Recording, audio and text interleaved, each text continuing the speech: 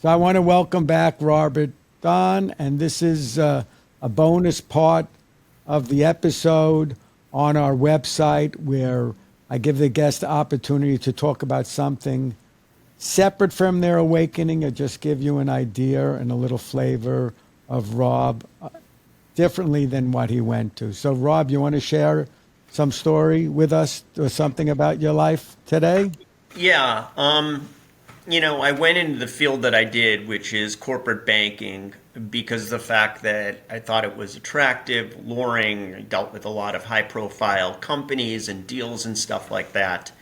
And I remember as I got older and older, thinking of constant pressure regarding deadlines and stuff like that, and, deals and, from major acquisitions. I was involved when the Tribune company, the underwriting team, when the Tribune actually got bought out by Sam Zell, who is a real estate developer here. I was involved with a couple other big deals with, major pharmaceutical companies buying out each other.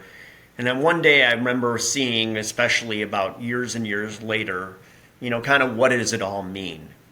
And I always thought that an important thing, actually, an old therapist had always told me, she really actually opened my eyes to one of the most important things, questions that I always had of myself as I grew up and understood this and kind of took a different approach regarding, life, career, happiness, Right. balance. And her question was always, what do you want to be remembered for? And I thought that was a powerful statement to make. And is it about being able to make sure that I met the deadline for that report to be done, made sure these two companies got together and, made, whatever money they were can make, wound up getting a better review on my report, got the extra bonus, that type of thing. These things that we think about that are really impactful for life. And I've always thought, what is my contribution really? Even my wife has always asked me, even with my book, if the book actually only gets seen by one person, you told your story. You basically got out there, you told your story, you allowed yourself to be transparent with that. You got over your vulnerability about all these things that happened and to the depth that it happened. And even within banking, while it's a great career and it's beneficial, there's a lot of rewards.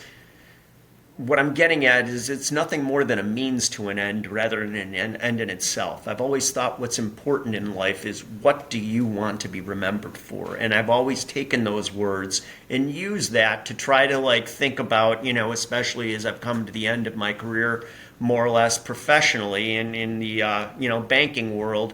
Do I Hmm. really want to be remembered for those 20 plus years that I spent in banking and did high profile deals? Or do I want to remember for something that relates much more simpler in life, whether or not it's helping a friend, being there for somebody when they're sick, doing something totally philanthropic, whatever the case may be, writing a good music piece or something like that, writing a story, whatever it may be. And I've always thought that could be a guiding principle in life. Too often we worry so much about the journey and not about, or too often we worry about so much about, where we're going with the journey, our destination only, and we don't worry enough about the journey itself, or don't spend enough time with the journey itself. Very well said. I think that's important, and I agree with you completely. So again, Rob, I want to thank you. I wish you a lot of success with the book, and you and I will speak soon. Thank you so much for your time again.